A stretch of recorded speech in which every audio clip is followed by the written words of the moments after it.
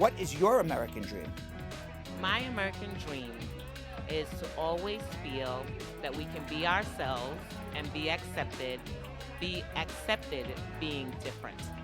That's my American dream, where we can finally embrace differences, accept differences, and include differences. Well, of course, achieving American dreams would be to have a house, a car, but I already have all that. So now it's more like sort of leaving a legacy behind, and again, helping one another, getting to know more people, trying to do good. This is my dream, to build this organization, to build as well a group for immigrant women, and make everyone happy. My American dream is to be able to write more. That's what I would like to do, and help my community. Everyone has a right to the American dream. Groundhog Sam!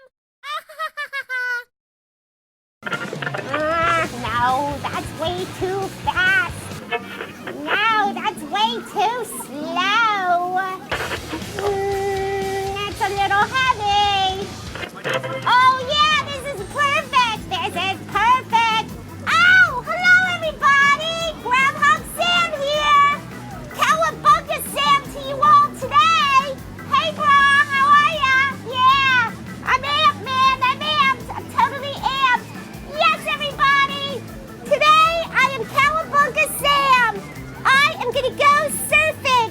You know, the other day at the beach, I watched all these people and they were all surfing. And then I watched Point Break, that fantastic surfing movie starring Keanu Reeves. And I just figured, why can't I try to surf? I should at least try. I think I can hang 10 and catch some tasty waves. And most people don't want ankle busters, but guess what? Ankle busters are good for someone my size. Yeah. I figure I'm gonna be good at this because I'm so close to the ground anyway. I'm sure I'm gonna have great balance. Ha ha ha ha. So anyway, I'm gonna try to find some tubular rad waves with the hope that I'm gonna impress all the Bennies out there. Yep.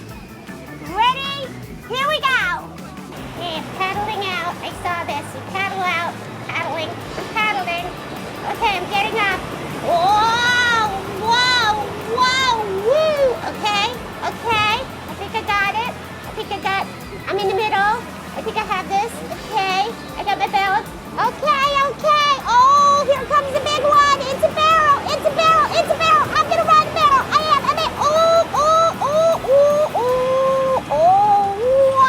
Wow. Well, I have to say that was pretty bitchin', but I gotta tell ya, not as easy as it looks. Keanu Reeves made it look really easy to surf, and I feel like it's a lot harder than he let on in that movie, Point Break. I need to get some pointers from him. But first, did you miss yesterday's episode of Bradshaw Live?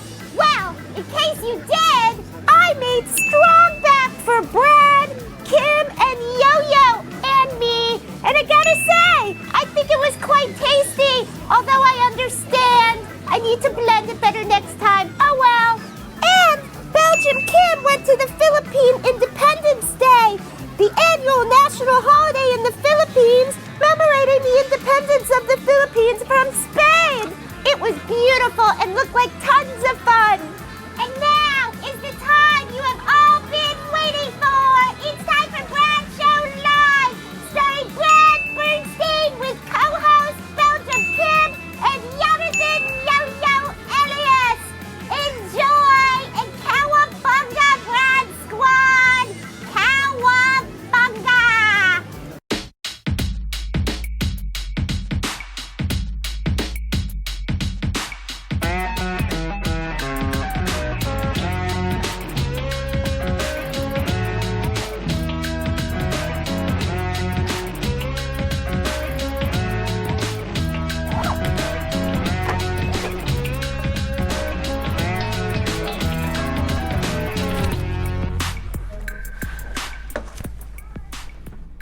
Brad, look up! What?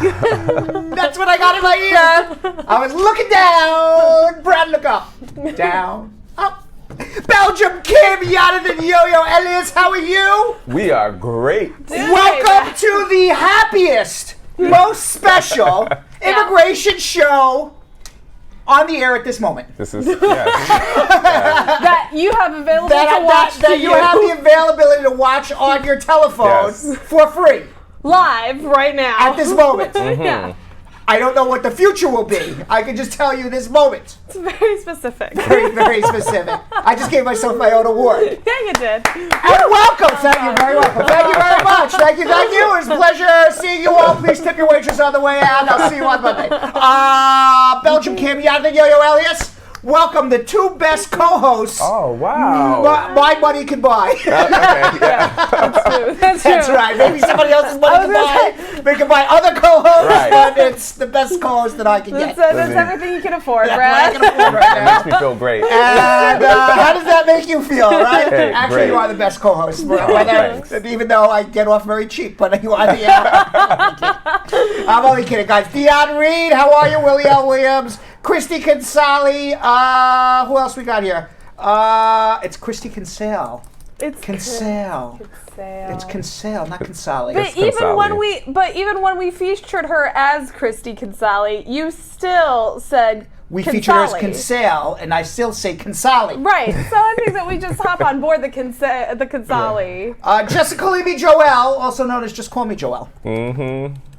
How are you? And Simone Garraway. How many people's names could I screw up? All of them, All of them. I don't feel like you're screwing them up. I feel like you're just, I'm putting my own spin on it. There you go. You're blessing them. I'm putting on my own Brad Show Live spin. I Right? feel like they should feel honored. Yeah, for example, I could easily call Kim Moore. How are you? Right. But so much more fun to call you Belgium Kim. That sounds so weird hearing So you weird, saying right? Kim Moore. Kim Moore. And ladies and gentlemen, welcome Kim Moore, my co-host. That doesn't sound nearly as fun. It's not fun at all. It's awful. Well, It's hold awful. on. It's a fine name. It's a fine name. Right. But it's not a fine name for this show. No, it's not. No, it's not. There Belgium you Kim go. sounds so much better. Dave does. C., welcome. How are you? Ramona Hazel, Angela Barrett, and Marge Higgs. How are you all on Facebook and on YouTube? Jalov, Sexy Shan Myers, Dianan Ramarock, Atisha Robinson. How are you? Princess Monkey, who's been watching it regularly now. Tally Yes. Tally, also known. I like Thal Thal. I know you do. Thal Thal. Foul. Cece Kawisi. Cece Kawisi? Yeah. That's 100% not that person's Cece name. Kwesi. Okay. Cece Questlove. I don't know what's this person's name. Cece Kwesi. What's the probability that I'll get my I-601 waiver approved? He wants to know the Magic 8 Ball. You know what? Magic 8 Ball. Oh, Lord. He says, could I ask the Magic 8 Ball what's the likelihood? Because the information he gave me so far is he entered legally and he's been in the U.S. for 5 years. So what is the likelihood? Of you messing up our speed round? Yes. Very likely right now. It says, it is certain. It is certain. It's certain. It is certain that he will get his 601. That's what the Wow. Magic 8 Ball says. Wow, thank All right, so you. congratulations. You have nothing to worry about. Thank you, I Who else we got here? Simone Garraway. Didn't we say hello to Simone Garraway already? Janice Small and Ashwani Pandi. Ashwani Ashwani Pandi. Now, Ashwani. I will give you Cece Kwesi, because I really do think... You think it's Cece Kwesi? It's Do you? Cece Kwesi. Yeah, I think it might. So I will give you that. I don't know. What was the last one you said? Ashwani Panda? Ashwani Pandi. It's totally Ashwani Panda. It is Ashwani Pandi. Thank you very much. I'm sorry for ever Yes, doubting it you. is And Ashwani. everybody else who I did not get a chance to say hello to all. And I have a very Tao special. Tao. I have Tao. I have a very special. It's Tao Tao. It That's cannot what- be... It's Tao Tao. Did you see that? Yeah, Tao she Tao. says it's Tao Tao. What? my Put my God, little Tao Tao. what? It's my little Tao Tao. Oh, your little Tao It's my little Tao. Tao Tao. That's what it sounds like. Yeah, I want to does. introduce you to my little Tao Tao over here. Do you know it sounds like a panda name? Yeah, like there's a panda name. But I got to tell you who's in the Brand Squad spotlight Oh, today. tell me. Yes, it is Sankey White, our buddy Whoa, Sankey White. thank- Woo, hey. yes. Yeah, so Queen. Sankey, she's 34 years young, And she's married, mother of 2 boys, and a baby girl is on the way. On the way. Congrats. That's Congratulations. She's a nurse who loves watching her favorite show, The Brad Show Live, spending time with her kids and helping the less fortunate. Wow, she's like an angel, this woman. Right. Yes, she Right, is. raising 2 kids Almost and 1 on the 3, way. yeah. She's a nurse. She likes the less fortunate and watching our show. I mean, that's an angel. Yeah. That is pretty angelic. And how did she hear about this show, Yonathan, Yo-Yo, Elias, you How? may ask? Carol the Tiger shared it to her feed. Man. Wow. So when we say share, We seems mean like it. a lot of people in the Brad squad learned about it through sharing. Right. What do you think? By the way, I like Sankey in a blonde. She looks good there in the blonde. Yeah. I know. Right, I really that's a dig good the look. blonde Let's go too. back through the pictures again. I was just looking quickly. There she is. Okay. Oh my God, All right, Quine. that's Beautiful skin, too. Oh, she's all over the place. Sankey. Yeah. She loves the hairdos. Right? I'm digging And who are this. this? These are the Oh, kids. these are Aw. her kids. Boys. Aww. There she is. And She is gorgeous. Yes. And what's her later? There she is, blonde, short. Oh, I like that. I dig the Halle Berry do. Yeah, I do. Yeah. I liked it. All right, Yonathan, Yo-Yo, Elias, Belgium, Kim, why don't you tell everybody to please share this while I stretch and get ready for schmoozing. Absolutely. Everybody on Facebook right now, I need you guys to share right now. Share. And I also, just to make sure that you guys are actually listening to me, I want to see you in the comments right now saying share. All right? I want to see that. And if you guys can actually, just each of you guys, tag one person in the comments right now, that would be amazing. I think that's another great way to bring people into the show. So I want everybody to make sure you guys are listening to me. Type in share in the comments right now and actually share as well. So how to share? Press that little arrow that says share it to people's pages, share it to groups, any groups that deals with any type of international affairs, anything about immigrants or cultural groups. Just share it there, because I'm sure they can get, information that they might need or their friends or family might need. So that's a great way to get the show out as well. And also, of course, we want you guys to share it in people's inboxes too.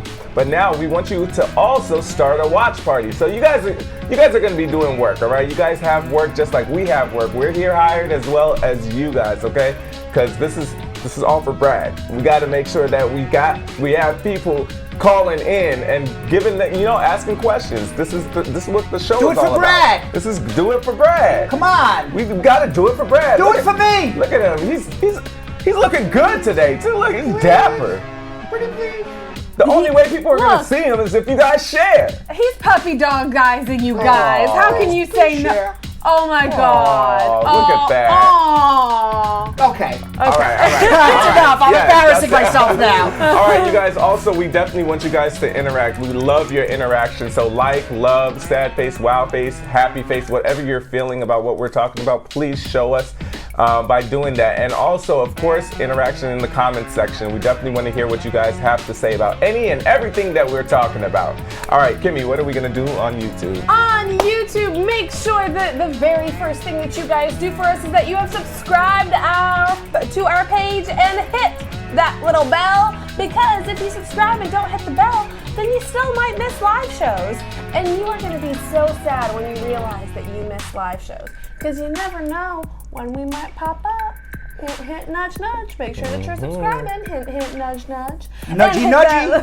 And hit that little bell. That's right. Also, the easiest, best thing you can do for us is share. Because as you've heard from all of our devoted squatters that have been featured in our Brad Squad Spotlight, make sure that you're sharing, because you never know when you're recruiting the next member of the Brad Squad. So hit share, hit copy link, and paste it into everybody's DMs. Paste it as a text message, as a WhatsApp, all that jazz. And make sure to let us know how you think and feel in the comments, because right now you're about to have a lot to say, because we are in our schmoozing with Brad.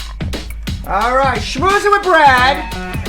Today, Yonathan, Yo-Yo, Elias. Yes. 2 oil tankers were torpedoed by some unknown source. Oh, wow. In the Gulf of Oman, right off of the Iranian coast. U.S. Secretary of State Mike Pompeo said it was Iran. They were 2. We are not sure, because we can't believe, the United States anymore, Right. even though we live there. The U.S. Navy's Fifth Fleet, based in Bahrain, said it responded to 2 distress calls from the tankers between 6 and 7. One of the tankers is from a Japanese shipping company. The other is from a Norwegian shipping company. And today's incidents come 1 month after an apparent attack on 4 vessels, also in the Persian Gulf. So let me tell you what's happening here. 30% of the world's oil goes through that little inlet of water called the Strait of Hormuz. Right. Okay, it's about maybe the size of the Long Island Sound. Right. Okay, on one side is United Arab Emirates, Saudi Arabia, Kuwait. On the other side's Iran. Right. Very close. It's like being in New York and Connecticut and looking across the Long Island Sound. Right. All right. So 30% of the world's oil. Now let me just tell you in terms of geopolitics.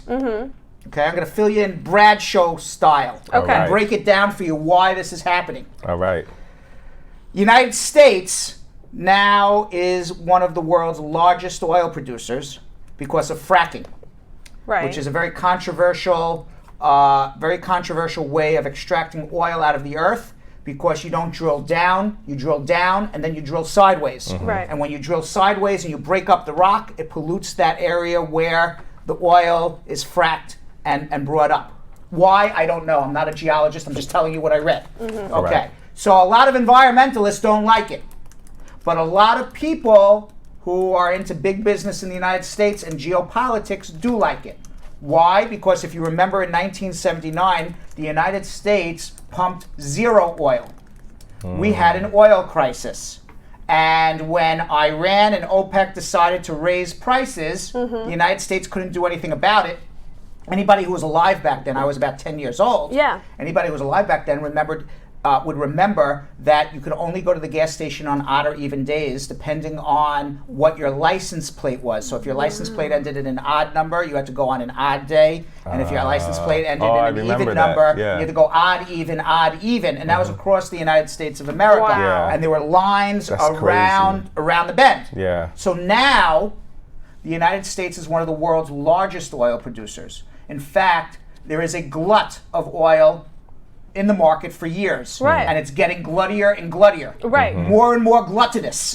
Too much glut. Too much glut. Right. Okay? So what has happened? Right. The price of oil, if you drive a car in the United States of America, has gone down dramatically. Yeah. Lots of things have gone up in price. Rent, through the roof.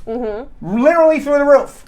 Okay? The price of avocados, all right, you can't even buy an avocado anymore. They're so expensive. Very expensive. Yeah. But you want to know what's cheap? What? Oil. Gas, which is why inflation is down in America. If oil and gas go up, inflation will go through the roof. The oil and gas is what keeps inflation low. And even though there are certain things that have become more expensive, there's other things that are less expensive, like oil and gas, which is less expensive now than 20 years ago when compared to other items. Right. So, United States, Saudi Arabia, United Arab Emirates, they are against Iran. Iran, Lebanon, Syria, they're against maybe even Russia. They're against the United States. United States wants regime change in Iran. They want the Ayatollahs out. Trump is thinking about going to war. Right. Now, if anybody knows anything, I'm going to tell you what I would do if I was president, Right. assuming I don't even know if I want to change the Ayatollahs. Maybe I want to be friends with them. Okay? I don't know. Okay? But let's assume you want to change them. If you remember, we did not go to war against the Soviet Union. We bankrupted the Soviet Union. Right. Okay. So, the prices of oil are going down. Down so much that Iran can't feed their people anymore. And it's sad for them, but if you're in the business of regime change, that would be good for you. Right. What would be bad for you is war. Why? Because if you have a war, first of all, presidents don't look good during wars. Right. Right. Okay, unless it's a very quick war. Okay, no such thing as a quick war anymore. Right. And number two, if there's a war, all of a sudden 20, 30, 40% of the world's oil is now off the market. What happens? price of oil skyrockets. All right. So what does that do for Iran? Makes their oil more expensive that they don't ship out through the Strait of Hormuz, but they have pipelines that go to Russia and through Turkey and everywhere else. Got it. So now, perhaps, they're more anxious to have a war than the United States because they want to push the price of oil up because they can't keep the price of oil down forever. Right. And Trump is really playing right into their hands a little bit. Right. Which is why many people think these things are happening in the Strait of Hormuz. Oh my God. Wow. So it's about oil prices. I had no. Thank you. Do you know, Brad? I've got a moment of honesty and transparency that I should admit to right now. Yes. I read a whole article, the New York Times article about this exact situation. And I in no way got 1/3 of the understanding or knowledge than the 5 minutes I just listened to you talk about that bad boy. Which is why you got to watch Bradshaw Live, damn it. Right. Pay attention. School's in second. No kidding. Thank you, Brad. All right. So meanwhile, after 3.5 years, our wonderful, who was she? The press secretary. Yeah. Our wonderful press secretary of the United States, Sarah Huckabee Sanders, lovely, beautiful woman. And I'm not talking about her beauty in terms of her physical looks. I'm talking about just a beautiful, beautiful woman inside. Right. Right. I'm not commenting on outside. Just a beautiful woman inside. Would we say that? What? Would we say I'm that? I'm being sarcastic. Okay, Very. I'm being Thank the extraordinarily sarcastic. She said, what we say that? Okay. There she is. She has Golly. lied more for Donald Trump. Okay, then Donald Trump has lied for Donald Trump. 100%. That's how much she has lied for Donald Trump. As a matter of fact, I don't think anything she says at a press conference, you could almost just keep going, hashtag lie, Right. hashtag lie, hashtag lie. And you want to know why you know it's hashtag lie with her? Why? Because as she's leaving, Donald Trump says she's a very special person with extraordinary talents. Oh my God. Yeah, her extraordinary talent of lying. Okay, who has done an incredible job. I hope she decides to run for governor of Arkansas. Which is now we know why she took all of that abuse. Because there's not a person in the world who doesn't know that she's just lying for Donald Trump. 100%. I didn't know what her end game was. So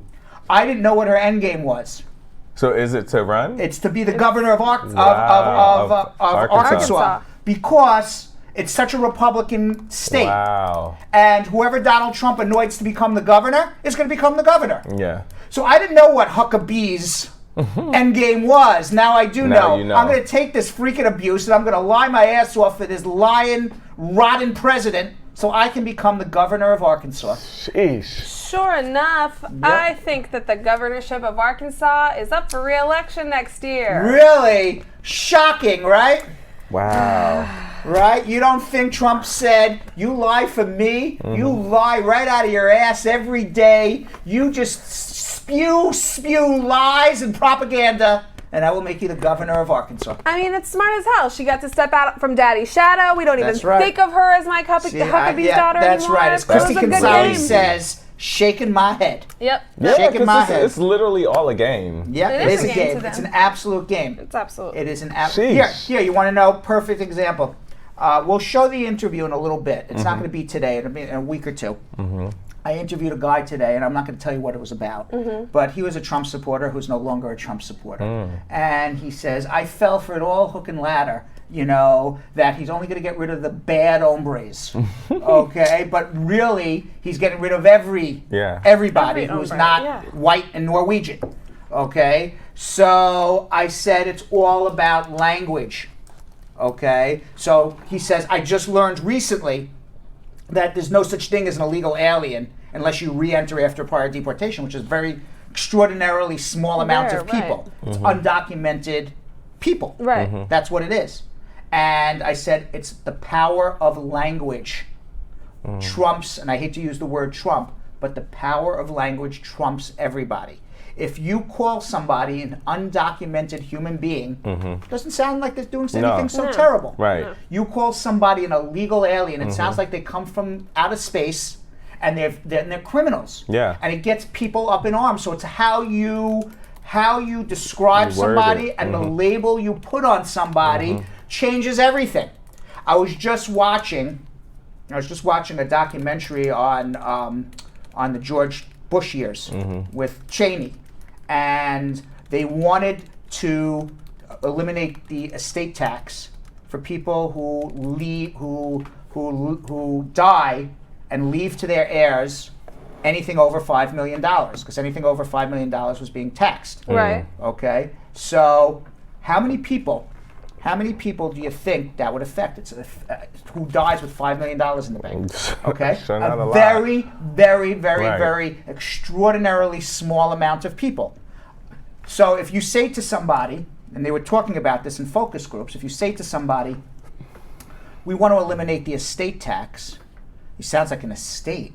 Wow, it's the rich person's tax. That doesn't affect me. I'm not going to be up in arms over that. Right. Right? So then they used focus groups. How else can we call it? What else can we call it? We're going to eliminate the death tax. America taxes you when you're alive, and then they tax you when you're dead. And now calling it a death tax instead of an estate tax got people up in arms. Right. Up in arms to a level that they got a majority of America to support that, Wow. even though it's only A small percentage of population that actually gets Wow. affected. But people are up in arms. It's Death all tax, how you death, word, it's how you it's how word you it. word it. That's how you word it. Yeah. Listen, we are all pawns. Well, I hope to not think that way, but sometimes, We are. That's like it's how you word literally it. a game. Right, Like it's how you word and we it. fall for it. We just fall for it. I think that's exactly why it's so important to make sure that you're reading into Yeah. stuff that we don't. That is the culture that we live in now. Is a culture of just headline reading. And Brett's absolutely right. Words matter. People choose words very, very specifically. Make sure that you dig and form your own opinion. Meanwhile, art installations depicting crying children in cages have popped up across New York City. 20 cages with what appeared to be sobbing children inside were scattered across New York on Wednesday. I have not seen them yet. Have you haven't seen? either, I haven't no. seen them. I don't know where they are. They were reminiscent of the images and videos coming out at the U.S. border facilities. Oh, wow. Now the children inside of these New York City cages, they're not real. They didn't come and they didn't go to PS 221 Right, and put put some kids kids in cages. Right. But they're intended to evoke the same emotions as the children held in detention facilities. The cages are art installations, an idea launched by the ad agency Badger and Winters for a non-profit advocacy group called Refugee and Immigrant Center for Education and Legal Services. The hashtag No Kids in Cages campaign immediately drew attention with the chain link cages which were placed in front of various landmarks around Manhattan.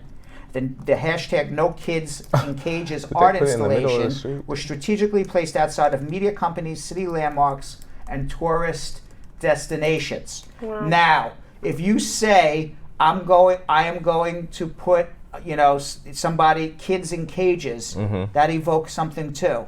So it's about time that maybe liberals and progressives are taking the same bag of tricks. Absolutely. And we have some video. Let's see the video.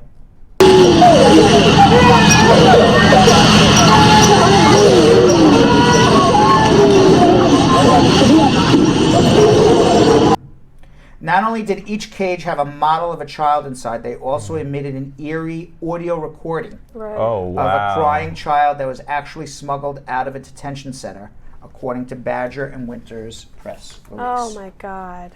What else is happening? Memphis protesters.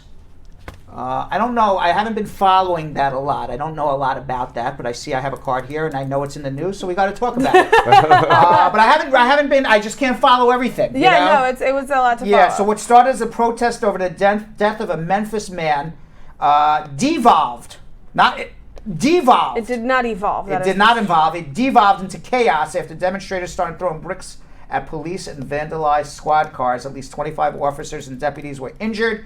The turmoil came after U.S. Marshals shot and killed a 20-year-old, Brandon Weber, who was wanted on multiple warrants outside his home. The Tennessee Bureau of Investigation said Weber reportedly rammed his vehicle into the officers' vehicles multiple times. News of Weber's death spread quickly. Protesters came out onto the streets. They started hurling rocks at the police. In addition to wounded officers, 2 journalists were also injured. Ironically, protesters targeted Memphis police even though it was the U.S. Marshals. Oh It was my the God. federal government that actually shot them. It was not the Wow. Memphis police. Oh no. But the director of the police and the mayor lauded the Memphis officers for keeping their composure despite being attacked. Now, basically all I know. I haven't really looked into this. Right. So I don't know whether the U.S. Marshal's Office is telling the truth. They're not telling the truth. I would guess in most of these cases, it's usually unarmed black kids and they're shot. Right. Not every time, Right. but most of the time, yes. Yeah. Okay, so I don't know what happened. I'm going to reserve judgment until I see more, but I suspect what many people suspect happened, which is Right. why people went out on the street because they said, we're tired of this. Right. Absolutely. That would be what I would suspect. I just think it's so important with these protests, though, of ensuring that they remain nonviolent. Because if you start hurling rocks at police officers, and Sometimes you got to be violent, Kim, to get your point across. I'm just saying. I mean, honestly, sometimes you got to be violent to get your, you know. How many that- peaceful protests have we done, and We're still here. it just keeps on still here. happening. That's true. But Martin Luther King, peaceful, And that's Malcolm X. not peaceful. There you go. Who was more successful? Oh. Who was more successful? I would say Malcolm X. Why do you say that? Because at the end, even Martin Luther King said that he felt that he took the wrong route. Like, he felt like the peaceful route didn't really work. I don't know the answer to that. I was asking you that question because I don't know myself. No, I do remember reading somewhere where Martin Luther King said it was the way he went around, or like what he believed in and what he preached. There was a point in time where towards the end he was like, well, maybe I was wrong in the way we did it. Because, stuff just kept on happening. It was still happening. I will say Malcolm X, I believe that Malcolm X did more in terms of getting the African American community politically engaged and politically involved. I think that yeah, absolutely. But who had more impact? That's an impossible question, Brad. I don't know. Whew. I don't have an answer. I have no clue. Yeah. Well, I can tell you is what's happening with our friends down in the Dominican Republic. Oh, my not my God. friends, because listen. What's going on with our friends down in I'm the Dominican Republic? I'm This so is people- sad because people I've are- been wanting to go. People too. are disappearing and getting killed on a regular basis. I don't know if this is fake news or Nah, this is real stuff. Yeah. And then David Ortiz, Right. famous baseball player, he was shot. The guy who shot him, because apparently he was having an affair with a drug dealer's wife, and the guy who shot him got paid, the shooter, $7,800 to kill him. I had What? not heard. Wait, what? Yes. Wait, what? He was having Big sex with Papi. a drug dealer's wife? That's the allegation. Oh, I had Okay, not and heard the drug this. dealer's wife and the drug dealer found out Issued a hit. and issued a hit on him. Oh, Now, the my National God. Police Director, Major General Ney Aldrin Bautista Almonte, said the coordinator of the attack was offered 400,000 Dominican pesos, or about $7,800, to orchestrate the shooting. Ortiz is one of the most beloved figures in sports history. Right. From the Dominican Republic. He was a Boston Red Sox. He was Big Papi. He was a big home run hitter. The bullet luckily struck him in the back, went right through his stomach, was not Sheesh. lodged in his body, and apparently he's going to live. Oh my Golly. God! How lucky Now, when is he got that? when he got brought over to the emergency room, he said to the doctor, "Please don't let me die. Please don't let me die." And apparently it was iffy for a while, but they were able, luckily, to save him. Now, the alleged gunman fled, but onlookers attacked Feliz Garcia and then handed him over. So onlookers came and just jumped the guy. Right. Yeah. Shortly after the shooting, Ortiz was rushed to the hospital, as I said, and he will be making a big recovery. Jeff Bosey has just volunteered to be our Dominican correspondent. Okay, we'll send you with that bulletproof vest and an army helmet, and wish you best of luck. And Thanks, a good Jeff. coating in your stomach, Yes. because a lot of people have been dying Dying from from water water and or stuff that something, they're yeah. eating too. Yeah. No, Yeah. no mini Oh, yeah, bar mini drinking. bars. No regular drinking. No drinking. Go to the DR. People getting Well, found you know in what? water, Maybe like- I'll go to Jamaica instead. Yeah, Okay. I was just about to say. I'm gonna go to Jamaica. Jamaica. We got a whole lot of instead. family in Trinidad Yes. waiting for us to Right. come. Right, So that sounds about you're right. better. You're and, right. and finally, Belgium, Kim, there's a big lawsuit going on now. A son is suing a company for $1 million, along with the return of his father's frozen head. Huh? Yeah. Lawrence Pilgrim agreed to pay a company $120,000 to preserve his body indefinitely at a temperature of 196 degrees Celsius until one day when science would be able to revive him and he would be able to come back and be alive. Okay. But in April 2015, about a month before Pilgrim died in California, a box containing his ashes arrived at the home of his, about a month after he died. Right. Not before. That would be weird. That would be The scary. box containing his ashes arrived at his home, the home of his son, Kurt. But his head had been separated and placed in a vat of liquid nitrogen in Arizona, where it presumably will remain forever, or until Mr. Pilgrim finds a new body to put the head on. Get out of here. Now Pilgrim's son is seeking in excess of $1 million in damages and an apology from I'm Alcor over here Life like, what's Extension that? Foundation, along with the return of the head of my father. Oh. There's only one person. There's only one person who can get the head of Lawrence Pilgrim back. Julian, bring me the head of Lawrence Pilgrim. Please, where is it? For its part, Alcor said it has an agreement with Lawrence, not his son, and that it will meet his agreement. The company accuses Kurt, the son, of trying to receive the life insurance funds earmarked for Alcor for the cryonic preservation under the guise that he was concerned about unspecified issues with the cryonic preservation of Mr. Pilgrim's cephalon. What the? I don't know what that means. I'm just reading the cards as I read it. This is head, I think. Yes. Now, nearly 170 people, 122 men and 42 women, have their heads in liquid nitrogen at this company. What? They have been crypto-preserved That's at so disgusting. Alcor, which says it is the largest organization ever involved in this process. It has an additional 1,200 members who have made legal and financial. Now they just keep the head. Keep the head. But why? And what are they going to do with just a head? I don't know. I mean, but the head is like minus.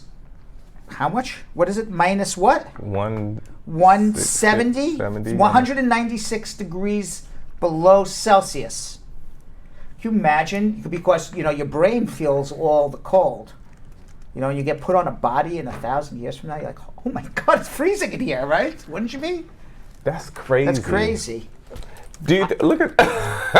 Oh, he's gonna use your body. Bad. Julian, bring me the head of Lawrence Pilgrim. And with that, Belgium Kim and Yonathan Yo-Yo Elias, why don't you tell everybody to please share while I get ready to answer some immigration questions. Okay, family, the very first thing, I forgot that was my turn. The very first thing we need you guys to do on Facebook is make sure that you like and follow our page. Make sure that you've clicked that little bell to make sure that you know exactly when we go live and you receive a notification. Also, make sure to share the show. Share it as a private message into groups that you're a member of, and of course on your own timeline. The best way that you can share the show also is to start a watch party. Let people know let people know that you're watching it. Let people know when you're watching your favorite show, and you'll get your very own little chat box right here. It'll tell you everything you want to know. You guys can just have your own conversation and then always bring it right back to Brad Show Live, because we want to hear everything you guys think and feel in the comments. Yo-Yo, what do they need to do on YouTube? On YouTube, you guys are also going to be sharing, all right? And in order to share for you guys, all you have to do is copy the link. Press that little arrow that says share, copy the link, and send it to, you could actually send it straight to your social media platforms. But most importantly, we want you guys to share it in a text message or a WhatsApp group. So like I always say every day, create a group of people, friends and family, anybody that you think that might benefit from the show or just find this entertaining, and send them the link from YouTube. And then we also need you guys to subscribe. In order to subscribe, all you have to do is press that little red rectangle and then click it. That's it. Then also click the notification bell, because you can get notified anytime and every time we come on, because we will be having a pop-up soon. You just don't know when, and I'm not gonna tell you when. Brad, don't tell them. Tomorrow. Oh God, leave. All right, well, you guys found out, but you don't know what time, so 2:30. Well, now you know what time. But you should still click the bell, because just because we say 2:30 doesn't really mean 2:30. Exactly, it might be a trick. All right, you guys. So we also definitely want you guys to interact as well. We want all your social media questions in the comments right now. Put them in right now so we can make sure that we get to them before the show is over. And last but not least, I need you all to please press that thumbs up. Show us love on the video. That is the best way to show us that you're enjoying the show, all right? Now for the next segment, it's your favorite time, where you call in and Brad answers your question with getting answers to your immigration questions. There you go. All right, you guys sit back and relax while I take over from here. Thank you. Let me pilot this ship a little bit, right? Sounds good. Sounds good. All right, you go and go have a, cocktail? Go have a beer. Go have a beer in the Brad Show Lounge. Yeah, because you still have a lot of Guinness left. Yeah, go have a beer in the Brad Show Lounge. All right. And you come back in about 20 minutes for social media. Awesome, cool. Peace out, y'all. Bye. See you guys. You get your business right there. Come on. You gotta stay next to me this whole entire time. The hell you going, man? All right, let's go to Marietta in Portland, Oregon. Marietta, Hi, how are you? how you doing? I'm doing great, and it's a pleasure for me being talking to you today. Thank you. I have a very good question, very quickly. Yes. I have a brother. He entered the United States illegally in 2005. Right. He did get married to an American citizen. He started the process to fill out the I-30. I-130. Yes. But he got arrested. They got separated. He got arrested since January. He's being arrested since January 11. What was he arrested for? He's been for a traffic scene, and the police was start questioning him, and he took the police home. And at his home, a neighbor had brought a gun a night before. He's been charged with 2 felonies. Number 1 for being an illegal immigrant, and then number 2, having a possession of firearms. Was he deported previously? Was he deported previously? Never. He never have a criminal record. Nothing. Okay, so you can't be charged criminally with being an illegal alien. There's no such thing as that. But he has been charged. You can't be charged for being illegal in America unless the only crime is if you leave the United States, you were ordered deported and then re-entered, or you tried to enter the U.S., you got stopped, you got returned to your home country, and then came back again without permission. That's the only way you're a criminal. So I'm telling you, something's wrong. I don't know what. Yes. Something is in error. Now he's married to a U.S. citizen. Yeah, but he got separated. But now he has a daughter with a wife. She's been she's out of the state for almost 5 years, and now he started another relationship like 2 years ago with another lady, and they have a baby. The baby was born a week ago, but the baby has some complication that she's still at the hospital. And he's in jail. This case, I would like to know where is he in jail? Is he in federal detention? Is he in immigration detention? Is he in state detention? He was at immigration detention. Now he's been at the Columbia County Jail. Okay. He probably re-entered after either getting stopped at the border and deported, or he was here and got deported previously. I can guarantee you that. That would be the only reason why he was in immigration detention and then got returned to federal detention. The only way to beat that case is to do what's called the Convention Against Torture. Whether or not you can win that, who knows. If you re-entered after a prior deportation, you can do a Convention Against Torture. If you can prove that your life is in danger, if you go back home, don't deport me, because the government won't deport you to get tortured and killed. Short of that, maybe a U visa if he was the victim of a crime. But short of that, he has very few options available to him. There's no other reason why he would be criminally charged for being illegal. It's the only crime is after you were deported, you're back in America, they find you again. Hold on. Okay. Go ahead. I would say hold on, because we're not going to figure his life out here on the show anyway. But wait. I have a question for you. What? He is planning in getting divorced from the first lady. Do you think marrying to the second lady while he's in jail, it will help him? I doubt it. If he re-entered after a prior deportation, it's not going to help him. But he had never, I guarantee you that he never been deported. He had never had a criminal record. Then I guarantee you the facts that you presented to me are not 100% accurate. I can guarantee you that then. But we can look into it. What do I do then? Okay, hold on. Have a consultation. We will look into the facts and then come back and report to you and tell you what we can do. All right? Okay, So hold thank on you. one second. Thank you. All right. Let's go to Mary in Mount Vernon, New York. Mary, Yeah, hi. how are you? Yeah, I'm fine. I have a question for you. Yes. I have a family member who came up on a K1 fiance visa. Right. He just came up a couple of weeks ago, but his fiance have a change of heart and decided that she no longer wants to do this.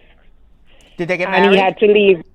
No, they didn't get a chance to do that. It was a 90 days. They didn't get. He just got up here, and he had a visa before, which was canceled in him. You know, Right, because coming when here. when you get the K visa, you're saying I'm coming to live permanently for the rest of my life. So they would cancel the non-immigrant tourist visa because that doesn't jive to say I'm going to come temporarily and I'm going to come permanently.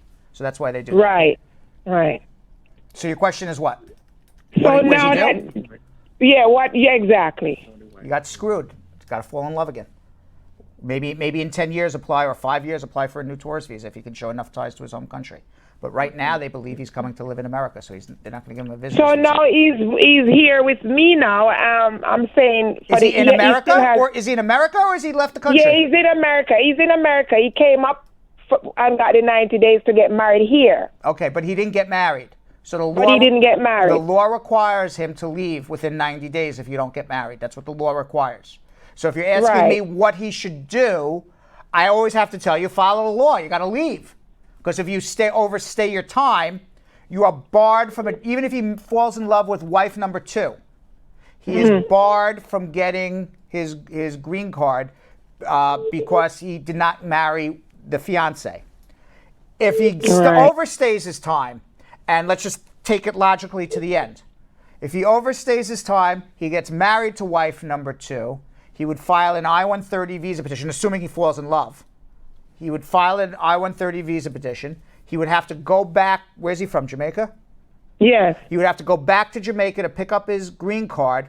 Before he leaves, file a provisional waiver. And then when he shows up to the embassy in Jamaica, he's got to be prepared to prove that the first marriage was a legitimate, real, bona fide marriage. They're going to think it's BS marriage because he never married the woman. So then they may even deny him for fraud there. And then he's got to be able. Remember, he didn't get married. But he didn't get married. Doesn't matter. They're going to think the fact that he didn't get married would indicate to them, you have a fiance, you come up to America, you plan on getting married, you never did. The presumption is it was a fraudulent visa. Now he can prove it was a real marriage and the whole, it was a combustible relationship, and as soon as he showed up, it would, everybody went crazy on one another. But they would have to prove all of that, and that it was a real, legitimate relationship. He would have to prove relationship 1 was real, and he would have to prove wife number 2 is real, and he would have to show extreme and unusual hardship to the wife before he goes home and comes back. It's a very difficult road to travel and to be here out of status. I'm just telling you. Yes, it's difficult because she actually threw him out of the house and she didn't want to do it anymore. Right. So that's what happened. you can also, if you come up on a K visa and you didn't get married, the other option is you can do it as a VAWA case too. If there was abuse or, extreme and unusual emotional abuse.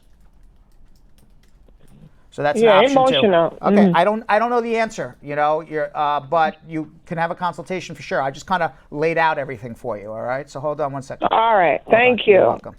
Let's go to Monica in Houston. Monica. Yes, How are you? Mr. Brad. How are you? Good. How you doing? Fine, thank you. I have a question. I will be going for my oath ceremony on June 19th this month. And I want to file for my children right after I get my certificate. Okay. My problem is my daughter will be turning 21 in January 2019. 2020. Okay. Are they all single? And I'm wondering... Are they all single? Are they all single? Yeah, they're all single. Okay. Are they all under 21 or over 21? I know the daughter's going to be 21 soon. Yes, my twin boys will be 18 and that my daughter will be 21 in January 2020. All right, so let me tell you what you should do right now. Okay? What you should do at this very moment is you should have an I-130, even though you're a resident and you're not a citizen yet, you should have an I-130 visa petition filed for your daughter and your 2 sons immediately. Why? because the day you become a citizen, their ages are locked under 21. As long as you have an I-130 filed and you're a citizen prior to their 21st birthday. So even if they turn 21, 22, 23, their ages are locked under 21. Why is that helpful? Because they're immediate relatives. They get their green cards in a year. The last thing you want to do is wait on your citizenship, and now I'm going to get around to filing the I-130. You screw up the I-130 somehow. It gets returned to you. You send it back, and guess what? Your daughter's over 21. Their age is not locked anymore. So get the I-130 filed now, and you know the day you swear in, your daughter's locked under 21 for life. You don't have to do anything more. That's the safest thing you can do. Thank you so much. You're very welcome. Hold on if you need help. Let's go to Jane in Brooklyn. Jane. Hey, hi, Brad. How you doing? How you doing? You're Jane? I'm good. Yes. Jane? Yeah, but hello? Is your name Jane? James. James from Brooklyn. I apologize. Because we were calling you Jane, and I was like, you don't sound like no Jane. Right? Like calling me Mary. James. I don't sound like Mary, you don't sound like Jane. Right. All right, what's going on, James? Mary Jane. Yeah, exactly. Hey, Brad. Yeah, Brad. I filed for my wife 2017. Right. We went to the interview. Everything went well. Right. Now, the interview was November 14th, and Where today your wife, we have not received you did an adjustment here or back home? back right here. Right here, okay. So your interview was, again, I apologize because I interrupted you in the middle of your thought. Your interview was what day? Yeah, it was on November 14th. It went well. The officer told us in about 2 weeks we're going to hear from them. Right. Now it's been 7 months. Okay. Also told that her work permit was expired January 1st, and they had an extension of 180 days. Right. No, that's going to expire in about a week. And she hasn't gotten the in work about a permit. week time. She hasn't gotten the work permit. You should get shortly, assuming you filed it before the beginning of the new year. As far as it's 7-8 months and you haven't heard, you got three choices, and I say this every day. You can sit on your hands and do nothing. You can contact your congressman, who will write a letter and get a letter back, and you think something's happening, but nothing's happening. Or you can file a mandamus. Those are your three options. And a mandamus is, after 4 months, you had an interview, you completed everything, and after 4 months, they don't make a decision, you file a mandamus. If you have an adjustment pending for more than a year, you file a mandamus.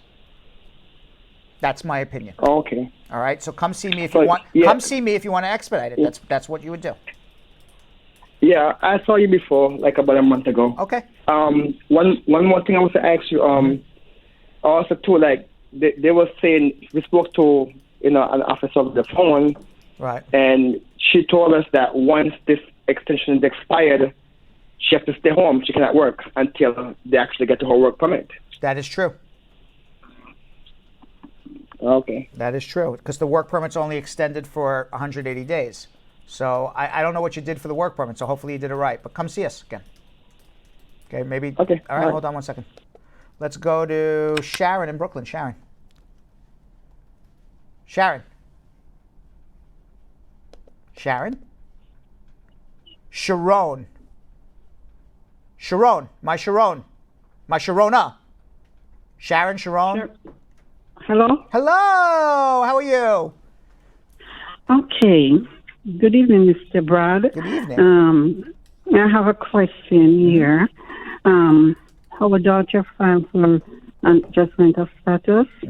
Our daughter, my husband, You have a daughter and a husband. Daughter. You have a Our daughter. Your daughter and you Yes, filed an adjustment through your husband.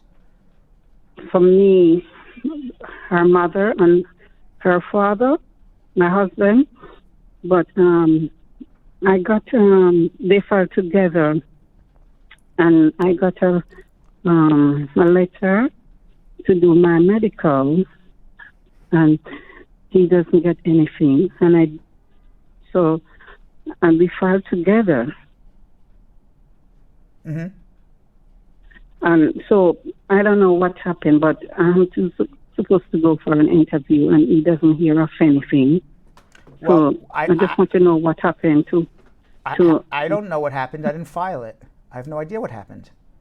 I didn't do it.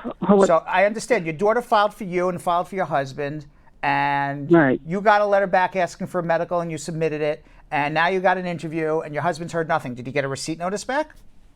Yes, he got there and do biometric and those things. Okay, fine. So everybody's on their own course. You're on one course and he's on another course. And if you're concerned about what happened, I don't have the slightest idea what happened. I don't even know if you did it right or wrong. But you can always come see me, and I can contact immigration and see what's going on.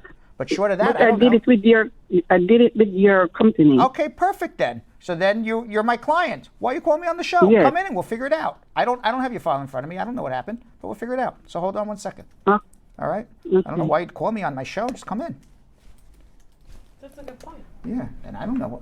What happened? Hi, I'm Sharon. What happened to my case? Tell me what's going on. I don't know. You happy you get your green card interview? Right. We're 1 for 2 so far. That's great so far. All right, so far we're 1 for 2. Yeah. That's good. All right, let's go for Derinder in Manhattan. Derinder. Hello. How are you doing? Hello, sir. How are you? Good, good. What's going on? Yes, sir. Actually, sir, I filed my I-360, I-485, I-31, and in 2016, December 2016. Hello? I'm listening. I'm waiting for a question. So far, I heard you filed a VAWA adjustment. Yes, sir. And my case got approved like last year in 2018 in May. What case got approved? The I-360? Yes, sir. And I was getting my work permit all these 3 years. What is your question? What is your question? My question is that after that approval, I am still waiting for my green card and interview. Okay. I'm not updated by that. Where are you from? After that. Where are you from? I'm from India, sir. You're from India. If it's been, you have an I-360 approved, you have any skeletons in your closet? You've been arrested for any reason? Did you make any sort of problems at your entry with your visa? Is everything straightforward on your case? Yes, sir. Everything is okay. Then the answer is you file a mandamus because you shouldn't. They're delaying your green card if it's since 2016 and now 3 years. It's an ongoing thing by the government. They're delaying green cards. They're delaying adjudicating cases. And you have one solution. You sue them in federal court in mandamus, it's done, or you sit on your hands and you wait. That's it. I don't know the reason why your case is being delayed. I don't have the slightest idea. How would I know? All I know is I can ask you these questions. And I can ask you questions about, are you eligible for the benefit? Is there any reason why you wouldn't get the benefit? And based on what you're telling me, it doesn't seem that way. So if you are eligible, you're approved for the I-360, there's nothing that makes you inadmissible, then the government's delaying your green card for the sake of delaying it. I don't know why, but we file a mandamus. Who cares why? You file a mandamus, it's done. That's what you do. Hold on. Let's go to Mr. Lord in Warminster, Pennsylvania. Mr. Lord. Yes. How are you? Good evening. Good evening. I filed a petition for my wife. Right. And we had our interview last year. And during the interview, they asked her a question if she had ever checked the box marked citizen whilst applying for any job. And she said yes. Okay, so now she made a false. Now she admitted a false claim to U.S. citizenship, and she got denied. Yeah, because and if you make a false claim to U.S. citizenship, let me just tell you right now, I would not say another word on this air, because the more you talk, the more you're admitting to crimes. If you admit to a false claim to U.S. citizenship to get a benefit, that is a permanent bar to ever getting a green card. So when you fill out the I-9 form and you check off I'm an American citizen when you're not, and then you go to immigration and say, yes, I did it, congratulations, you just admitted to a crime and you never get a green card for the rest of your life because there's no waiver for it. I don't know what to say, but I would tell you this. You don't talk about it over, we're not having a private one-on-one conversation. Hold on. Let's go to Mary in Hurst, Texas. Mary. Hello? How are you? Hello? Hello? Yes, this is Mary from Texas. This is Brad from New York. How are you? Yes, hi. I'm calling because I filed a petition for my fiance in 2017. 2018 August, he went for an interview, and they told him that he was placed on administrative process, and the administrative process was going to last from 3 to 9 months. So it's been 10 months now, and we still haven't heard from them. He hasn't had his visa yet. So what country is this? Liberia, West Africa. Okay, so they do this in all of Africa now. They just delay. So what we need to do is contact the embassy, see what the problem is. Have you done that? Yeah, I email them. I write them. What do they say? Every time you email, they send you automatic. All right. Email. So what we need to do is we would, as your lawyers, assuming if you want us to be your lawyers, is we would contact the U.S. Embassy in Liberia, speak to a human being there, and find out what the problem is. Maybe you're just missing a document, and we can fix it. And if they stonewall me like they stonewall you, I'm a broken record already. What do you think we're going to do, Belgium, Kim, and Yonathan, Elias? You're going to file a mandamus? Absolutely. Right, because it's like it's the same thing over and over. But we got to find out if there's a small issue or there's stonewalling. I don't know. So step one is let's call the embassy and see if we can work it out easy. And if not, then we know what we need to do. Okay. Hold on. Let's go to Joseph in Verona, Italy. Joseph. Hey, Brett. Is it Verona? It's Verona, Italy. There's no such thing as Verona. Verona, Italy. No, it's Verona, Italy. How are you? What's up? Yeah, I'm fine. And me and my fiance are thinking of applying a K1 visa for me. She was thinking of applying for a K1 visa for me. The problem is, I have asylum status here, and I'm not allowed to use my national passport. So I have to give my national passport back, and they give me a refugee travel document. Okay. I'm not sure whether if that is valid to take a K1 visa or not. Yes, it is. It is. The another thing is, like this criminal documents, like criminal certificate, like background check, and birth certificate. What would you say? What's on I have track? to get it. The criminal certificate or something. Right. The police certificate. Yeah.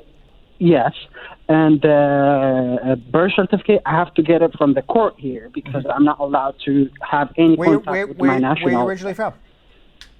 I'm from Ethiopia. Okay. So I used to be a journalist there, so I have some political problem there. So, is the court papers from Italy going to be valid in the States? You would have to be able to prove you can't go to Ethiopia to get your birth certificate. But somebody you can send away for it in the mail, or a lawyer on your behalf can do that, or you could have a family member go to local office and get it for you. I can do a proxy, you mean? Yeah. Oh, okay. All right. And the other thing is what? Okay. The other thing is when I get my adjustment of status in the U.S., is it going to affect my refugee status here? Because I don't want to lose that for my own security. Well, it's very possible because you can't be a lawful resident of two different places.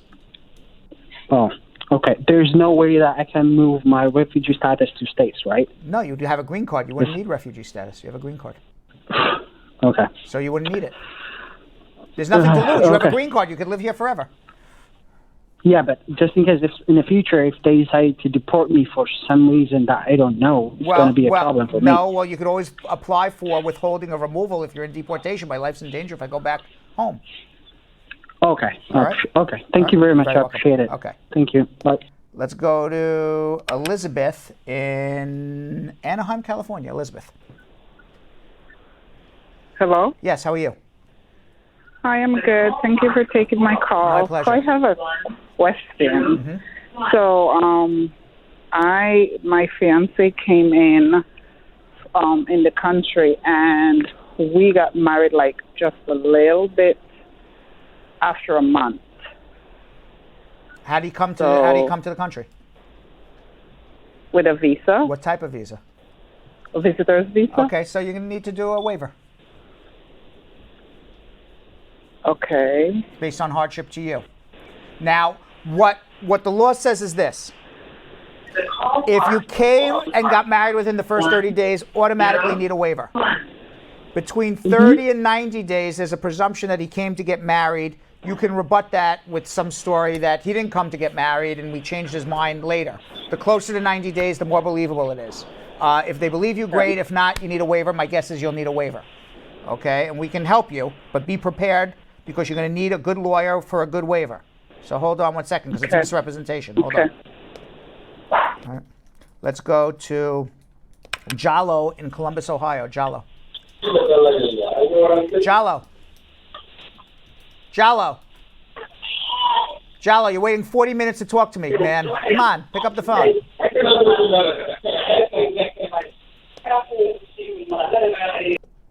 Let's go to Nasween in Dubai. Nasween, how are you? Hi, I'm good. How about you? Good, good. I was just in Dubai in January. Love it. Oh, yeah? Well, it's 3 a.m. here. Okay. So what can I do to help you? Waiting on the call for about an hour. So I'm very glad I'm able to talk to you. Okay. My husband is a U.S. citizen. We got married September 2017. Okay. And in October 5th, he filed an I-130 and a K3, an I-129. Got it. So I just wanted to know when will it get approved? Because every time I check the status, it just says the same thing. Where are you residing in Dubai, or are you a citizen of the United Arab Emirates? I'm residing in Dubai. I'm a citizen of Pakistan. Of Pakistan, and your Yes. husband filed when? In October 5th, Yeah. 2018. If for Pakistan, they are going to delay you 2, 3, 4 years. It's just Pakistan is like when you file and someone's a citizen of Pakistan, it's like filing into a black hole. So I've always been living in Dubai for over 40 years. So I've always lived in Dubai. You know what the United States thinks of people from Pakistan. Okay? They think they're all terrorists. Everyone's a terrorist. They're coming to bomb us. So they just delay you forever and ever and ever and ever. So it's now, he filed in October, you said, of 2018? Yes. Okay. So there's nothing you can do until October 2019. If you don't hear anything by October 2019, that's when we get involved and we start suing the government for you. You got to wait 12 months. Okay, there's a date on the K3 visa which says that a receipt date, the current receipt date of the K3 visas is September, right now, September 2nd, as of today. All right, so do then, you think? So then if you want, I mean, we can start working on it. I'm just not going to file anything till after 12 months. Okay, so it's now Not June. even the K3? Not even the K3. I'm just going to, you got to give them a year for everything. And then if after a year, that's an undue delay. Oh, okay. All right, so hold on one second. If you All need right. help. All right? All right, let's see. Let's try Jalo one last time. Jalo. Jalo. Hello. Hi, how are you? Fine, how you doing? What's going on?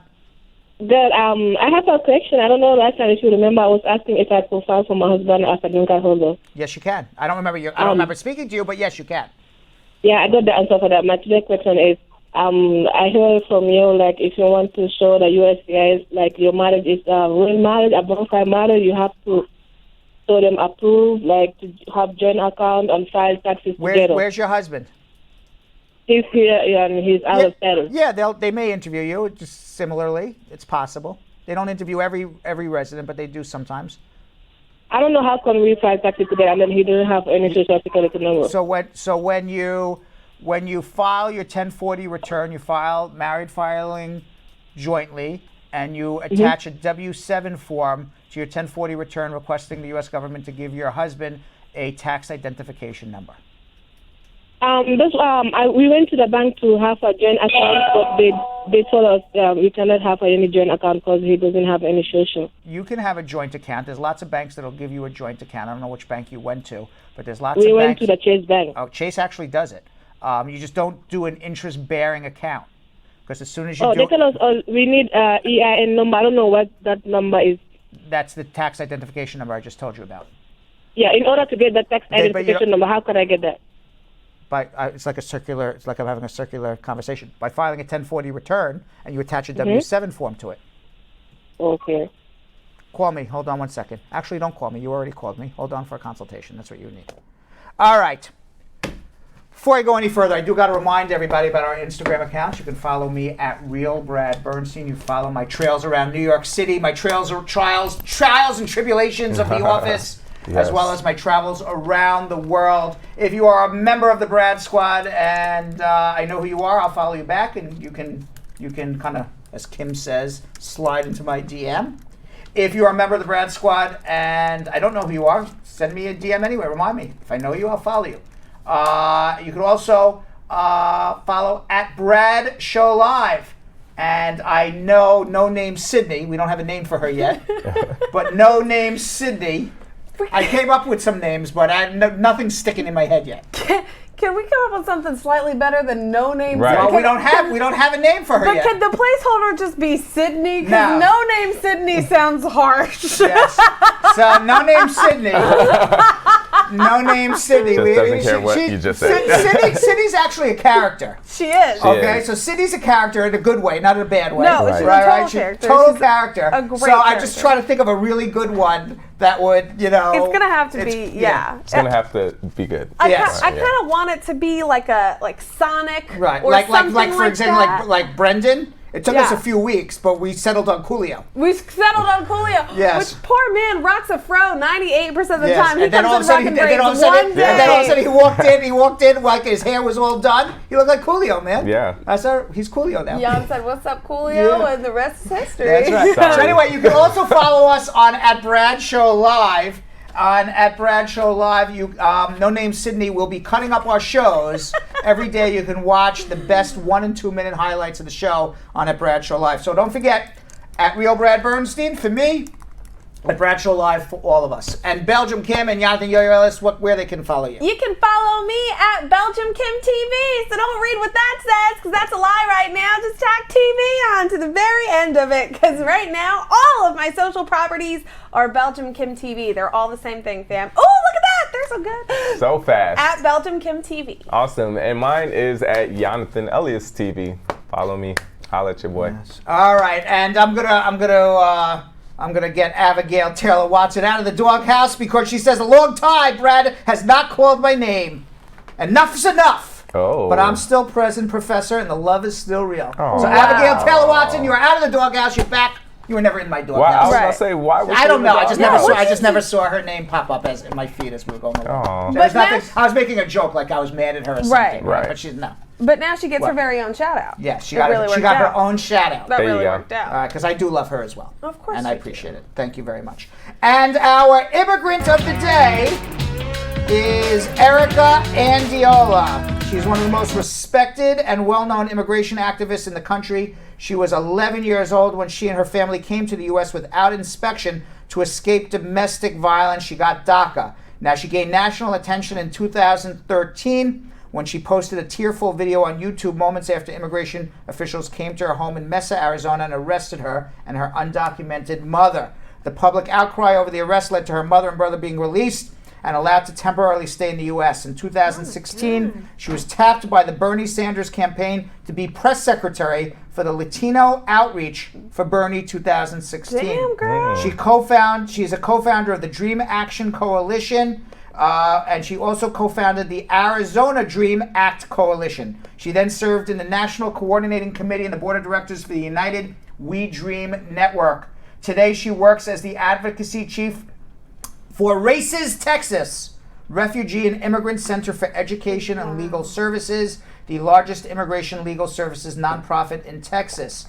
And most recently, if you watch the schmooze, and we saw the cages with the children inside, in front of political areas and high tourist places, she's the lady who was in charge of it all. She organized the controversial art installation in New York City, which features the sounds of crying children in detention centers. Immigrant of the day, Erica Andiola. Wow. And with that, Belgium Kim and Yonathan Yo-Yo Elias, we got to do something we like to call here social media checking. Ooh.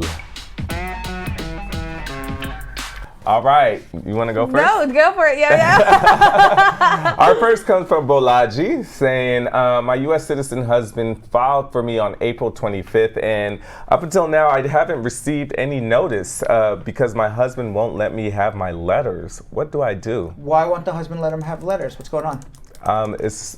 So they got into an argument the night. I don't know. What's going on? I don't know what's going on with them, but it sounds like the husband doesn't want to help her. The husband is taking some power trips on her, and when one spouse power trips the other spouse, that's leading down to a VAWA case. Yeah. Perhaps. So you can't file a VAWA case with still being married to them, right? You can. Yes. I didn't know that. You know, pulling power over the other, holding somebody back, that is a component, not the entire case. Right. But that is certainly a component of extreme emotional abuse. Yeah. Yeah. Say Fool on YouTube said, we received an IR2 visa for my 13-year-old child. Do we have to pay $220 for her green card because she's going to become a U.S. citizen upon entry? So is it mandatory to actually pay her IR2 immigration fee? You shouldn't have to. She's going to be an automatic citizen. Right. Right. Save your money. Yes. All right. Irakli saying, my wife is a U.S. citizen. We married October 14th, 2016. We had an interview May 8th, 2017, USCIS. Still didn't make a decision about my I-130 and I-485. Today is 6/12/2019. What do I have to do? I really need your advice, please. We already know. Mandamus. Mandamus. Next. Michelle says, this is Michelle Ann from Pennsylvania. Can I still file from citizenship when I'm divorced and have a green card? Yeah, why not? Yeah, as long as you have a green card for 5 years, why not? All right, Mimi on Instagram saying, I had my I-130 interview February 2018 was approved. 2018 approved was petitioned by my husband. I now have a scheduled I-485 in July. So I'm wondering, since we are all asked, or we were asked all questions, such as like how we met, where was the proposal, our address, such questions like that. We were interviewed separately. It's been 2 years since we were married. We provided all the evidence of our marriage. Everything is going well. Wondering if the I-485 interview is likely to ask the same questions, or what should we expect at this time? Would it be a 10-year or a 2-year? If you're married more than 2 years, it's going to be a 10-year, but you got to prove it's a bona fide marriage. You're going to get those questions again. Same questions. Yep. Ogumuka said, I came to the U.S. 15 years ago on someone else's passport. Now I'm about to get married to a U.S. citizen. When do I file my adjustment and my waiver? And am I going to get a permit while waiting for approval? If you have proof of your legal entry, albeit as somebody else, if you're in New York and Connecticut, you could file an adjustment. Otherwise, you're not eligible. It's New York and Connecticut is the only two states that allow it under a Second Circuit decision. You file your waiver at the time of the interview. You would get a work permit. And Elisa saying, hey squad, I'm from Guyana and living in Guyana too. I was petitioned in December 2013 by my father, who's a U.S. permanent resident green card holder. I received an email stating that immigration received all the necessary documents and I'll hear from them concerning my appointment date in 3 months. 8 months has passed and I still haven't heard from them. What should I do? What's your priority date? The appointment was supposed to be in 3 months, and it's been 8 months. For the U.S. Embassy, hire a lawyer and let us call the embassy and what's going on. I don't know what's going on. And since she's in Guyana, she could still hire you, correct? Talise said, my U.S. citizen husband filed for my kids. They're all under 18. The I-130 was approved. What's next, and what documents is NVC going to need? You need affidavit support, 3 years tax returns, job letter, bank letter. You need a police clearance, and you need all your biographic data information, your birth certificates, and things of that nature. All right, GT has a question saying driver's license expires on 8/2/2019. Still waiting on the EAD card after 193 days. What do I do? Should I file my H-1B extension so that I can continue to work while waiting? Yes. All right. Shabrol said, what are the chances of vacating a 25-year-old criminal conviction so I could become a citizen? By the way, I love your show in the new format. If it's in New York, why not? Try it. I don't know other states, but certainly New York, you can try. Ron Adams has a question saying, my wife will have her naturalization interview, but she hasn't had her 751 interview. So what's going to happen during the interview? Do I need to accompany her on the N400? Yes, you have to prove it's a bona fide marriage. Accompany her everywhere. Cachet said, I've been waiting on 3 years for my green card, so how do I file the mandamus? If I transferred my case from Georgia to Virginia and got my work permit approved twice since 2016. You don't file it. You need to hire a lawyer to do it. It's a lawyer thing. All right, Faith saying, I have a proceedings removal for overstayed. I don't have any criminal case. Can I move to Canada? Sure, why not? Allie says, my cousin obtained his social security number because of his OPT, but now he overstayed his student visa and he knows that he couldn't engage in any form of employment because of his expired work permit. Could he invest in a certificate of deposit here in the U.S. even if his social is no longer valid? Yes, he can. Shan saying, how long will it take if I file a VAWA June 2019? 2 years.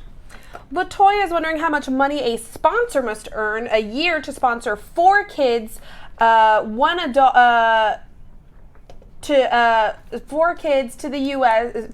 Oh, I'm sorry. Must earn a year to sponsor 4 people to come to the U.S. They have 1 adult and 3 kids. So how much money? It's a family of 4. It's a family of 4 that they must sponsor. A family of 4. Let's see. The poverty guidelines for a family of 4 is 25,750 is 100%. 125% of that would be 5, 10, about 6, 12, 18, about 7, about $34,000 a year. Now, that's adult and 4 children. Adult and 3 children. Yes, that would be a family of 4. About $34,000. And when you're looking at that, do you include the person who's sponsoring Yes. in the? So really, it's a family of 5 then, So then because they're sponsoring for 4 people. So then 5 people would be 30,000 is 100%. So you're at about 38,000 is the kind of the. It's the minimum. Is the minimum, yeah. All right, Larry King has the question saying, does the USCIS... I was just talking about Larry King today. Yes. I was. We were having a conversation. We said, on national television, the last person I remember who answered questions live was Larry King. We're just talking about that today. Oh, that's interesting. That's an interesting. Who was the last person? Although who else answers questions live every day? I can't think of a single human. So Larry King wants to know what? Larry King wants to know, does the USCIS accept the divorce from difficult country in which my current wife did not have her signature on it? If it's a legal divorce, they do. If it's not a legal divorce, they don't. I don't know what I mean by difficult country. Cam Evans says, my I-485 status was updated last night to testing and interview. It's a marriage-based case. My priority date is March 29th of this year, and I did my biometrics a month after getting my receipt notice. About when should I actually expect my work permit? I did a concurrent filing. When did she file? So priority date is March 29th of 2019. Biometrics were done a month later on April 25th of 2019. Lisa says, I'm a math teacher. You are. Okay. All right. April, May, June, July, August, figure September, October. Okay. All right. Ben Londa. That's how I do math. I'm very good. Check out your fingers. After 10, I'm out of luck. I start going to toes. Right. Okay. And then I'm like the big toe, the small toe. Man, could you imagine if you had to do that for the affidavit of support question? That's right. I mean, Julian's got it right. She's saying, I'm telling you, this guy's a genius. He counted on his fingers. 100%. Yeah. All right, Ben Londa saying, can I get a joint sponsor from a different state from where I reside? Yes. Stacy Hilton said, I'm a U.S. citizen and my stepmother is here currently working on a work visa. Could I apply to adjust her status while she's here in the U.S. or do I need to wait for her to return to Jamaica? She's here on a work visa and I'm a U.S. citizen. It's a stepmother. That means that she would have had to have married your biological father before you turned 18. If that's the case and you're a U.S. citizen over 21, the answer is yes. She could adjust here, but put in the adjustment after 90 days. All right, our last for right now is Janice Small saying, how long after you get your work permit do you get your interview date? I don't know what she's doing. What is the application that she did? What kind of interview? More information, please. I assume it's an adjustment, but it anywhere from 6 months, 12 months, 18 months, depends what country you're from, depends what application you did, it depends actually when you filed it, because they're in a last in, first out situation right now. Belgium, Kim. Yonathan Yo-Yo Elias. Yes. I recently spoke to a lady by the name of Amirah Sackett. Now, Amirah comes from several generations of American-born Muslims. She's living in Chicago, Illinois, and has created a unique style of Muslim hip-hop dance moves and a dance group called We're Muslim, Don't Panic, to break stereotypes about Muslim women and help stamp out Islamophobia. Let's check it out. Amirah Sackett is a multi-generational Muslim living in Chicago, Illinois. She has created a unique style of Muslim hip-hop dance that is showcased in her dance troupe, We're Muslim, Don't Panic. Amirah is a dancer, a choreographer, educator, and activist who is with me today to explain how she is breaking the stereotypes Muslim women face with hijabs and sneakers. Welcome, Amirah. How are you? I'm good. How are you doing? It's good. Let me see a quick clip of We're Muslim, Don't Panic.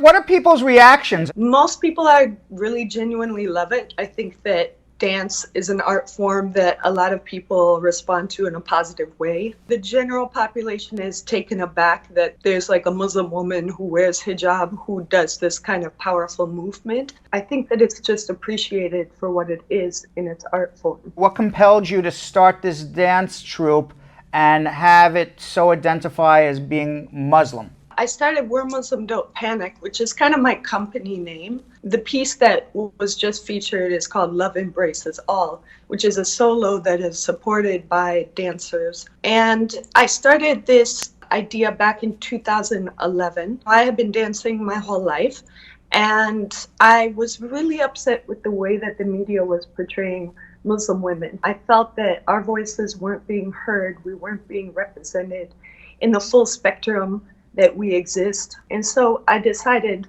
what is my art form? It's dance. My medium is hip hop. And so I'm like, what can I do to kind of create something that shows us in a different light, shows our power and beauty? You're American born. This troupe, you decided you're going to dance in traditional garments, or you've always been dancing like this? I wear hijab every day. When I created this, however, I wasn't fully comfortable with both aspects of myself. So being Muslim, being in hip hop, it was a lot to explain to people, right? How these two things could actually coexist. But I existed in hip hop culture, which the underground scene, which was breaking, and this style that I do, popping. And these dance styles are really gender neutral. They're under the umbrella of hip hop culture. They're dances that are primarily done where we battle each other. But me doing something theatrical and something that puts the Muslim identity in the spotlight, that was something definitely new for me. As artists, it's our job to say something, right? So we speak up for the oppressed. Also educate the population of people from other faiths in this country about Muslim women. I also do a lecture where I talk about hijab, why Muslim women wear it, and misconceptions within Islam. What you've been doing, has it broken down any stereotypes? I think the best thing that's happened since I've been traveling all over the country, doing lectures, teaching workshops, and performing, is that I get to speak about Islam. I get to speak about some aspects of it that people don't ever hear. I feel a sense of unity between the people that come to my show. What has been the reaction from the hip-hop community? My hip-hop community loves me. So, they were like, you might be pushing the envelope here, Amirah, doing something like this. But as far as hip-hop goes, I don't really exist in the commercialized hip-hop. That's a totally different scene, I feel like, than I exist in. So when you're talking about music videos and things for entertainment, That's commercialized hip hop. From a different perspective, was there any criticism from within the Muslim community that maybe you're doing something you shouldn't be doing? Yeah, of course. I think as soon as someone hears the word dance and a woman dancing, their immediate image is someone dancing behind a rapper, skimpy. And so a lot of people have these different concepts of hip hop as being one thing, and then they don't realize the dance style I do is like, I'm doing the robot and doing all these kind of angular dance moves with my arms. Generally, when people see the actual dance, they're like, oh, okay, I get it. That's not really what I thought it was. But you're always going to have critics, somebody that isn't comfortable with you mixing dance and religion, or, you know, art and religion. But I think that generally when people see the dance, they realize that I'm speaking with my heart about common issues that like we all face. You grew up where? Part of my life was spent in Chicago. Do people assume because you're wearing a hijab that you were not born in America? Every day. Every day. Every day. And what do you say? It doesn't bother You just me. laugh. You laugh at it. I laugh at it. I'm like, no, I'm born from Chicago. And they're like, no, really, where are you from? The beauty of it is that that's a learning place as well. As Muslims, one of the gifts that we have right now are these continued opportunities to talk to our fellow Americans and neighbors. And I think just being who you are is really powerful in this day and age. Me walking down the street sometimes has as much impact as me doing a dance performance talking about Islam. Now, what does wearing the hijab mean to you as a Muslim? Through my studies of Islam, it's something that is prescribed for us as modesty and a protection for us. Is there a conflict between dressing modestly as a Muslim and dancing as a woman, even provocatively to some? If I was dancing provocatively, it would be a problem. My intention behind my dances is never to be provocative in a sexual way. It wouldn't be acceptable for me to be in public doing those dance styles. I have to make choices as a Muslim about how I'm presenting my dance, what I'm wearing, and how I'm dancing. What are the moves in poppin'? The style that I really do a lot of is called tutting, and it's based off King Tut, Egyptian hieroglyphics, which also happens to be like all geometry. So all of these kind of shapes that I make with my hands and my arms is creating shapes in space and kind of creating these illusions. And I do the robot a lot. Right. So I'm one of the few females that do this dance. We're kind of in the minority. It's definitely a male-dominated dance form. There's still so much training that goes into it. And then there's a competitive aspect to it as well. These contests, what do you win at the end? Respect. Respect. It's respect. I don't enter as many battles now. I judge a lot of battles. And being a judge in a battle, I'm looking for kind of creativity. I'm looking for technique. But because I also love theater and I love choreographing pieces, that's what leads me to create these pieces that have more of a storyline. How does your creativity actually work in actually coming up with the dance? I'm really inspired right now by poetry. A lot of the work that I'm doing currently utilizes the poetry of Rumi, who is a 13th century Islamic scholar and poet who is very famous. You know, when you read poetry, there's these visual images that you have in your mind. If it's talking about building something up and tearing something down, there's a physical image that comes to my mind, and so then when I'm dancing, I create from those words. Tell us a little bit about some of your memorable performances. One of the best performances I had was in Bangladesh. In 2014, I traveled there as part of a team called Next Level, which was a diplomacy program through the U.S. State Department and University of North Carolina for us to kind of connect with artists in Bangladesh that were involved in hip hop. And we created this show. At this point in time in Dhaka, a lot of people weren't really exposed to hip hop, so they didn't really know a lot about it. All of our performers, both from the US and from Bangladesh, got a standing ovation. For me, it meant a lot. And I was like crying because being in a Muslim country, standing up, doing my art, and having it respected and appreciated and loved. So it's one of the happiest moments I've had. Now, you recently also performed in Chicago in November in something called Al Nafs. Al Nafs was a piece that I created and set on Chicago Dance Crash, which is a hip-hop dance company here. Tommy Hensel, who really believed in me as an artist, commissioned me to set this piece on 9 dancers in Chicago. So I'm like, okay, how do I do a piece that reflects my Islamic perspective, but set it on people who are non-Muslim? And it's really about the struggle against the self. In Islam, this is a huge responsibility of every Muslim. And so I created an entire dance piece exploring that. Within that process, we really grew close together as a family. I feel that the concepts of religion or the philosophies of Islam are not just for Muslims. They're like for the entire world. Are you fearful these days walking the streets wearing a hijab as a Muslim? Well, I'm from Chicago, so I'm not afraid. You're too tough. You're tough. You're right.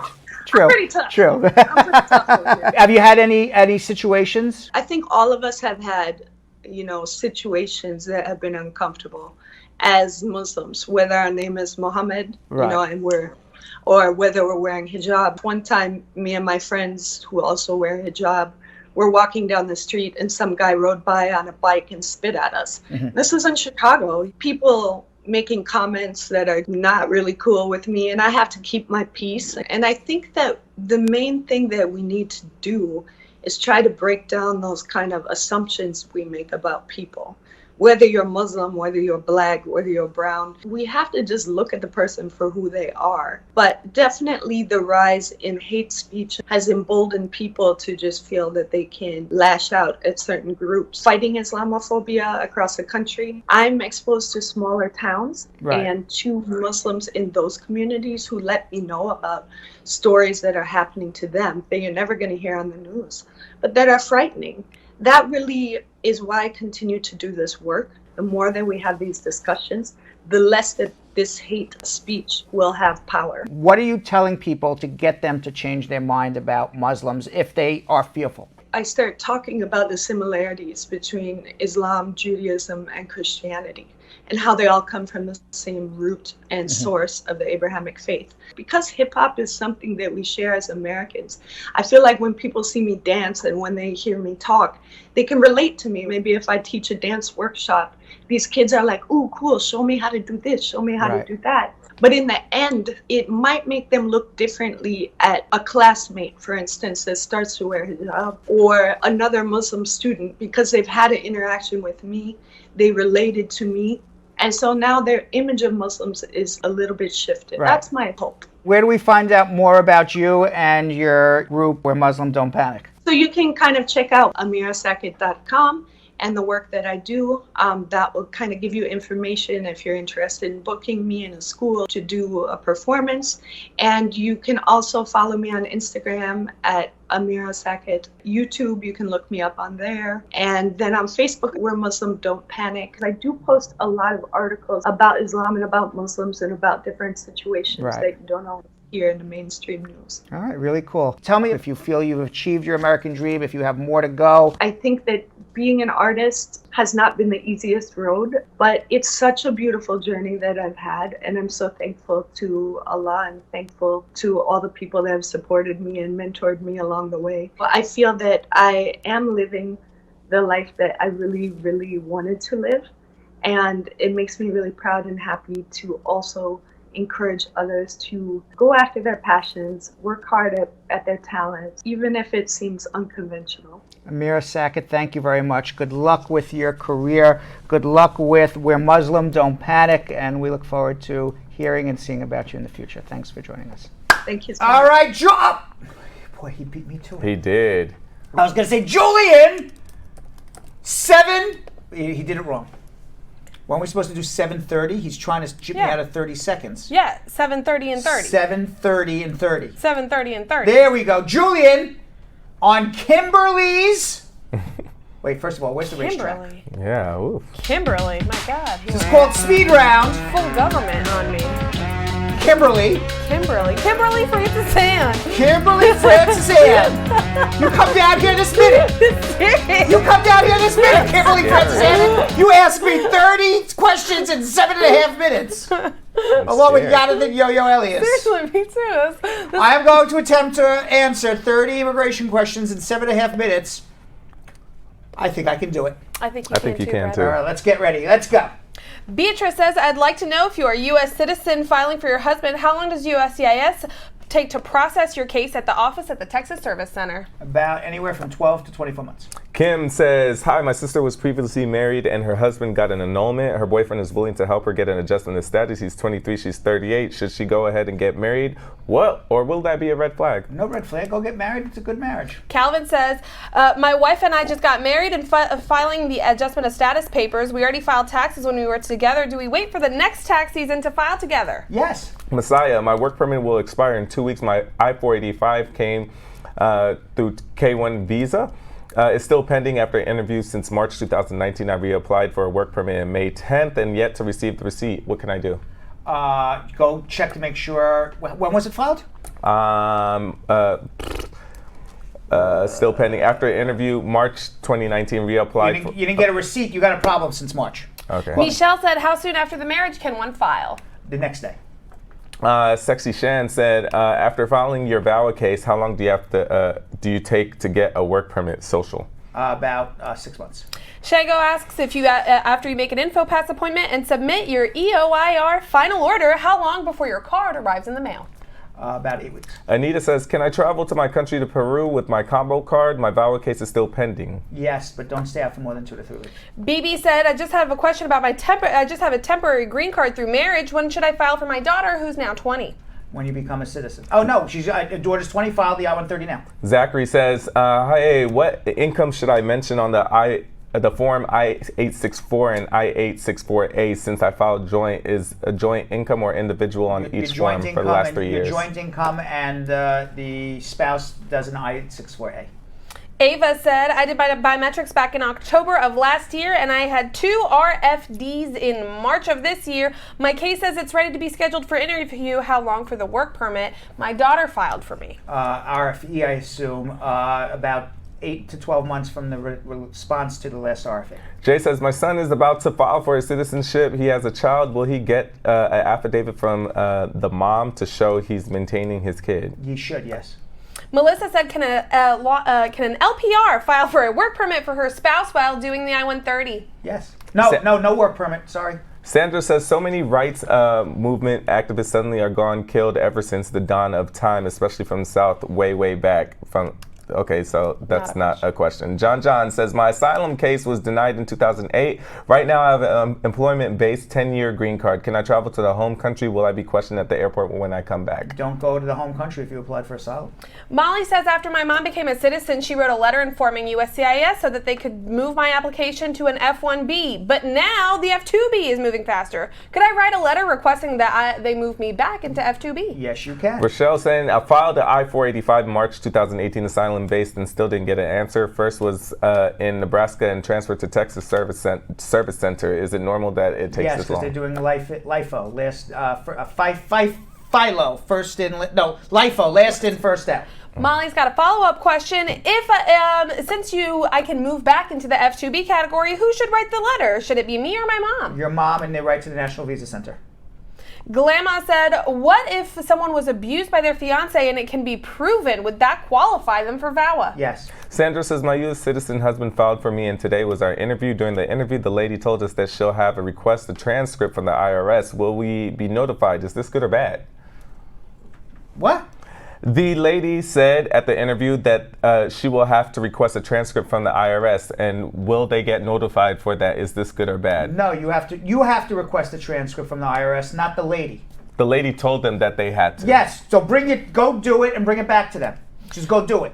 Genesis says, how long would it take for a mother filing for her son who's over 21 and illegal in this country? About a year for an adjustment if you qualify. Priscilla is asking, what is a mandamus? It's a lawsuit to file in federal court to force the government to do their government duty, which is to adjudicate your case.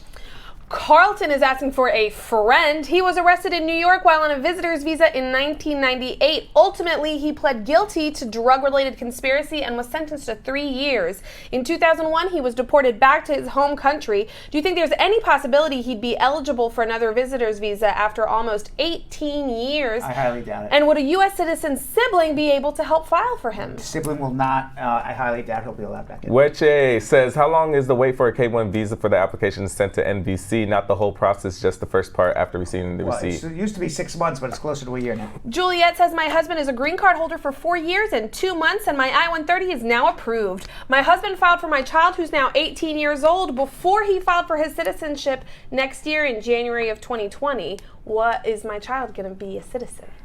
Your child will only be a citizen if he enters the United States with a green card before the age of 18 and he's residing with a biological parent who's a U.S. citizen. Michelle. What? I don't think that. Michelle saying, I'm getting married. No, I don't think it qualifies. I don't think she. Michelle says, I'm getting married soon. Can I start any process before our wedding? No. Get married. Dan Penter says, can you file an EB-2, Brad? I can. Jeff Bozy saying, how many mandamus lawsuits are usually won in federal court? On most of them. Shelley says, what if your husband dies while waiting for an interview? What happens to the case? That's the end of the case, but it converts to a widow petition, and you can complete it as a widow petition. Romel has a friend who's American and I'm Filipino. Is there any possibility he can help me live and work in America? Not a friend, but a spouse. Did we get him? One more. One more. We've got a question from Kay, who said, my daughter filed for her. I filed for my daughter. She's in Jamaica and she's 19 years old. She already got the email from NVC, but she still has to do her medical. How much longer is the process going to take? I'm so sorry. So Brad, my daughter, I filed for her. She's in Jamaica. She's 19 years old. We're assuming she's unmarried since she's 19, but we don't know. She got the email from NVC. She still hasn't done her medical. When is she going to get an interview? When was it filed? Oh my gosh. We actually don't know when it was filed, Brad. How would I know that? I need to know the priority date. But if she already did everything through the NVC and the priority date's current, the NVC should transfer the file down to Jamaica, and from that time it's about 8 to 12 weeks. Woo! We're doing a lot better. We're doing a lot better. And we even stopped because I didn't even understand one of the questions. You know what we need to do? I was thinking in the middle of the speed round. Yeah, what should we do in the middle of the speed round? I need, like you ever see that $20,000 pyramid? Yeah. And they have to answer, they have to get up the pyramid in 30 seconds. Yeah. But you're allowed to pass. Right. Mm-hmm. There's Brad, how long will it take? Pass. Next question. But Brad. And that doesn't count. But Brad. Because I didn't understand the question. You're not allowed a pass because we're answering real humans, real immigration questions, so you're not allowed to pass them. That's the game. I thought the $20,000 pyramid pass. No. We're not playing for $20,000, Brad. We're playing just to give free advice. Yeah, we are. All right. Comments of the day, Belgium Kim. Comments of the day.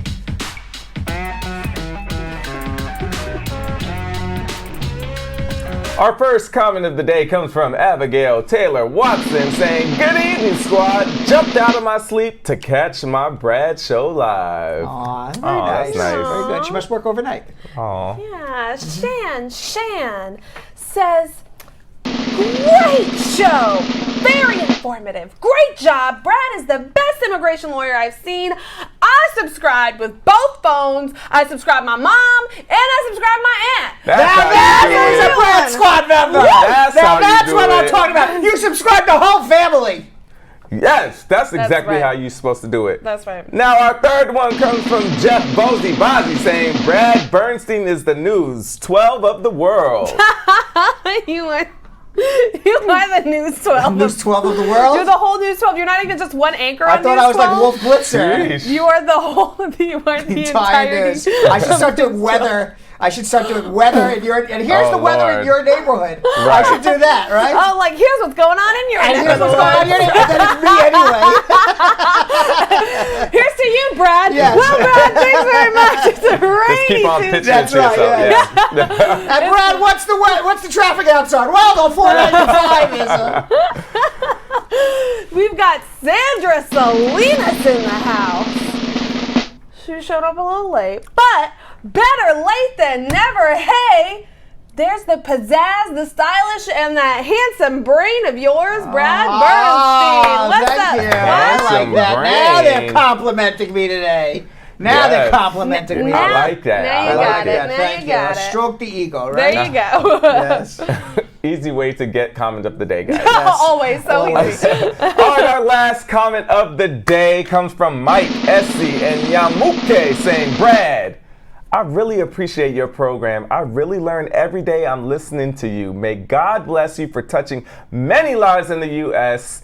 Long live the Brad Show live show, United States of America. Woo! God bless America. Damn. We'll see you all tomorrow at around 2:30 for a pop-up. Wink, wink. See you tomorrow. So, Sam, as part of the production, we have to say this disclaimer at the end of the show. Do you mind reading it for me? Okay, but you know, Brad, I have to do everything around here. It's bad enough I've got to remember everything that happened on the episode from the previous day. Forget it. I'll do it.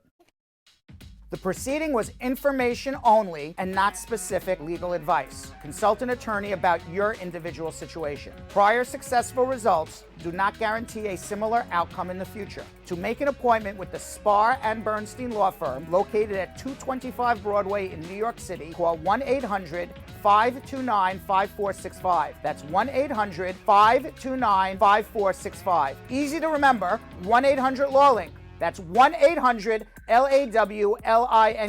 Once again, make a call to 1-800-529-5465. And of course, link up with the law offices of Spar and Bernstein, located at 225 Broadway on the 5th floor. If I were you out there, make the call, make the link, make the connection, make it Spar and Bernstein. 1-800-LAWLINK. That's 1-800-529-5465. And now, conveniently located in Hartford, Connecticut on 1 Congress Street. Visit us in Connecticut or in New York at 225 Broadway. That's 1-800-529-5465. 1-800-LAW-LINK. 1-800-529-5465.